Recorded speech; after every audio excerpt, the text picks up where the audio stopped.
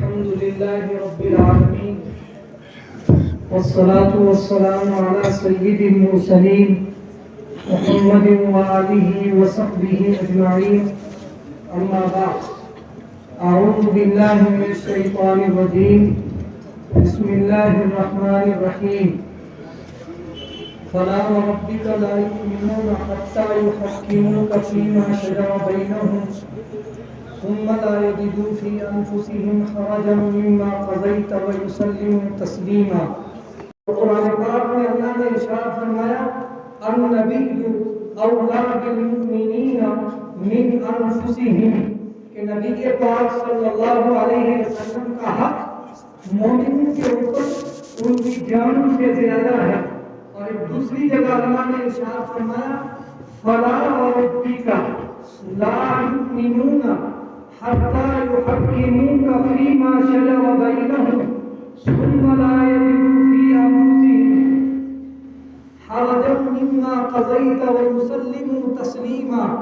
میرے پاک پیغمبر صلی اللہ علیہ وسلم آپ کے رب کی قسم اس وقت تک انسان مومن نہیں ہو سکتا جب تک تمام زندگی کے معاملات میں ہر سونے میں اٹھنے میں بیٹھنے میں چلنے میں تجارت میں زندگی کے ہر معاملے میں آپ کو فیصل تسلیم نہ کر لے اس وقت تک کامل مومن نہیں ہو سکتا. اور مومن کی شان ہی یہی ہے کہ جب وہ پیغمبر صلی اللہ علیہ وسلم کا کلمہ پڑھ چکا ہے اسلام میں داخل ہو چکا ہے تو اس کے لیے اس کی اولاد پیغمبر سے زیادہ عزیز نہیں ہو سکتی. اس کے لیے اس کا مال تجارت پیغمبر سے زیادہ محبت کی حیثیت نہیں رکھ سکتا. اللہ نے فرمایا قل ان کان آباؤکم وابناؤکم واخوانکم وازواجکم وعشیرتکم واموال اقترفتموها وتجارة تخشون كسادها ومساكن ترضونها احب اليكم من الله ورسوله فتربصوا حتى يأتي الله بأمره. میرے پیغمبر آپ ان سے فرما دیجئے اگر اپنی اولاد تمہیں زیادہ عزیز ہے اگر رشتہ دار تمہیں زیادہ عزیز ہیں وَأَمْوَالٌ اقْتَرَفْتُمُوهَا اور وہ مال تجارت جسے تم کماتے ہو وہ زیادہ عزیز ہے جن گھروں میں تم رہتے ہو وہ زیادہ عزیز ہے فَتَرَبَّصُوا پھر تم انتظار کرو اس بات کا کہ تمہارے اوپر اللہ کا کوئی عذاب آئے تمہیں پھر جینے کا حق نہیں ہے. اس لیے کہ اللہ نے فرمایا کہ تمہیں زمین پر قرار اس لیے دیا جا رہا ہے الذین ان مکناہم فی الارض اقاموا الصلاة وآتوا الزکاة وامروا بالمعروف ونہوا عن المنکر. تمہیں اسی لیے زمین پر قرار مل رہا ہے کہ تم اللہ کی عبادت کرو اور پیغمبر صلی اللہ علیہ وسلم کی ذات کو تسلیم کرو. پیغمبر صلی اللہ علیہ وسلم پوری کائنات کے لیے رحمت للعالمین بن کر آئے ہیں.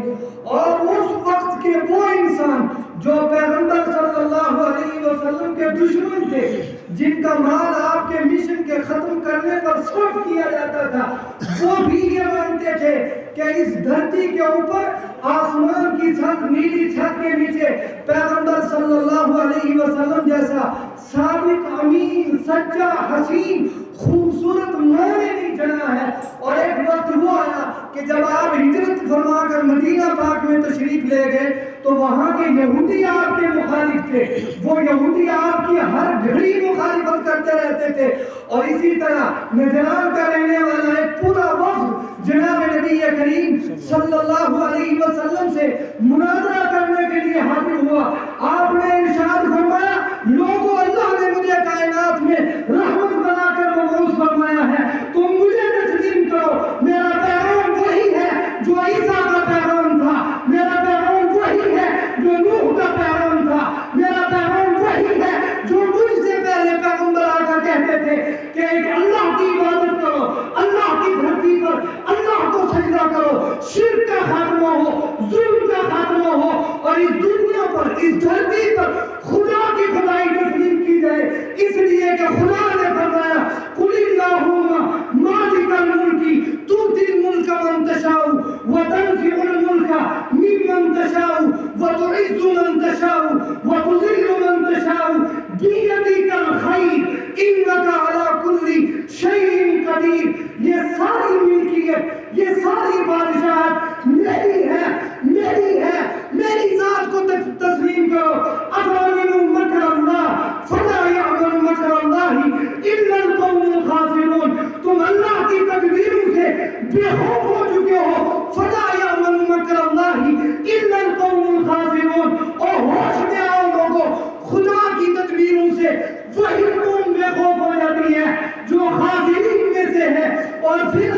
ارشاد فرمایا وہ لوگ تو جہنمی ہیں، وہ ظالم لوگ ہیں جو اللہ کی وحدانیت کو، پیغمبر کی رسالت کو تسلیم نہیں کرتے۔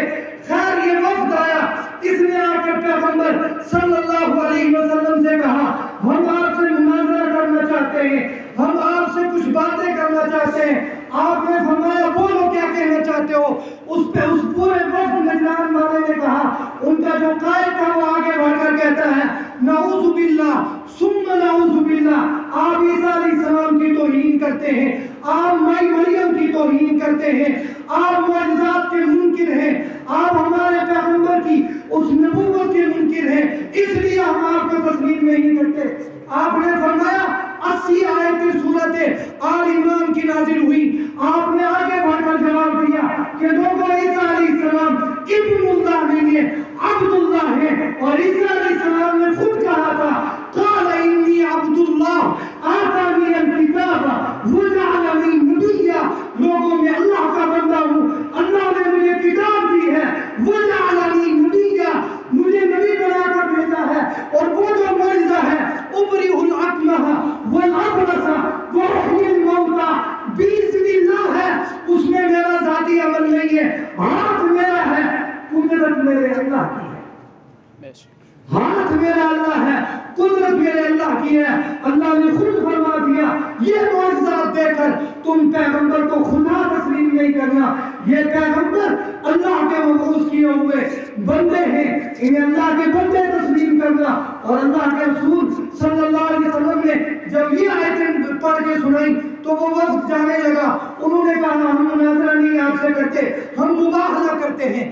آپ نے فرمایا یہ رتبہ، یہ میدان، آ جائیے، قل هذه سبیلی ادعو الی اللہ علی بصیرۃ انا ومن اتبعنی وسبحان اللہ وما انا من المشرکین۔ جانا چاہتے ہو جاؤ، لیکن جس راستے پر میں کھڑا ہوں بڑی مضبوطی کے ساتھ، بڑی بصیرت کے ساتھ تمہیں دعوت دیتا ہوں، هذه سبیلی ادعو الی اللہ علی بصیرۃ انا ومن اتبعنی، یہ وہ راستہ ہے جس پر کھڑے ہو کر تمہیں میں بلا رہا ہوں۔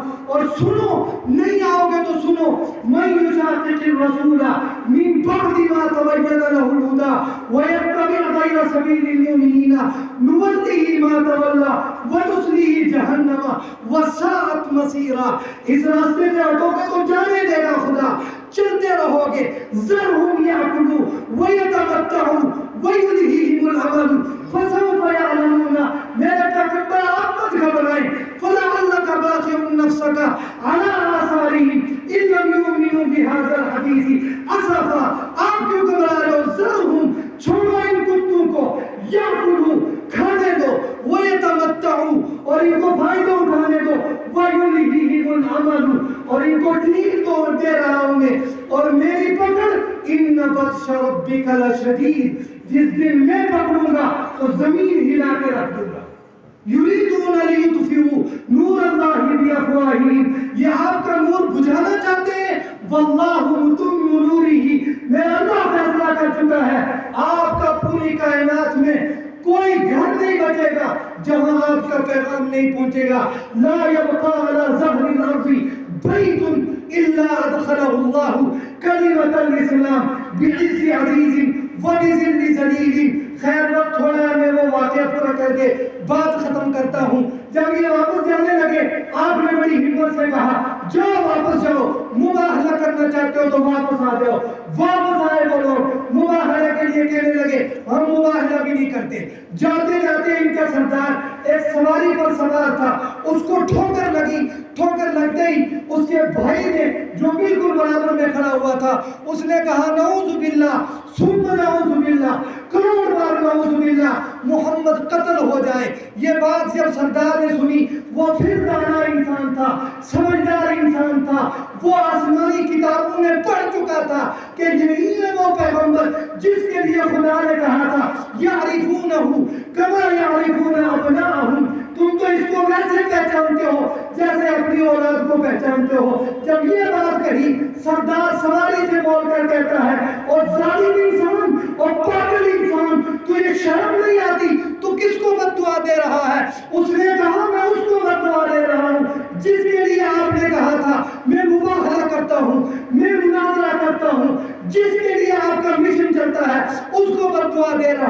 اس نے کہا خاموش ہو جا، میری لڑائی اور ہے، تیری لڑائی اور ہے، میرا مشن اور ہے، تیری سوچ اور ہے۔ پوچھا بتا کیا تیرا مشن ہے؟ میں بھی تیرا باپ بھائی ہوں، تیرے باپ کے خون سے میں بھی آیا ہوں، اسی ماں سے میں نے دودھ پیا ہے جس سے تو نے پیا ہوا تھا، اسی تھالی پیالی میں میں بھی کھاتا ہوں جس میں تو کھاتا تھا، بتا تیرا مشن کیا ہے؟ اس نے کہا بھائی جان، اس کی رسالت میں، اس کی صداقت میں، اس کی امانت میں، اس کی دیانت میں خدا کی قسم مجھے کوئی شک نہیں ہے۔ میں اس لیے مخالفت کرتا ہوں کہ لوگ ہماری عزت چھوڑ دیں گے، ہماری گلیاں ویران ہو جائیں گی، ہمارے گھر آنا جانا چھوڑ دیں گے، اس لیے اس کی ذات کو تسلیم نہیں کرتا۔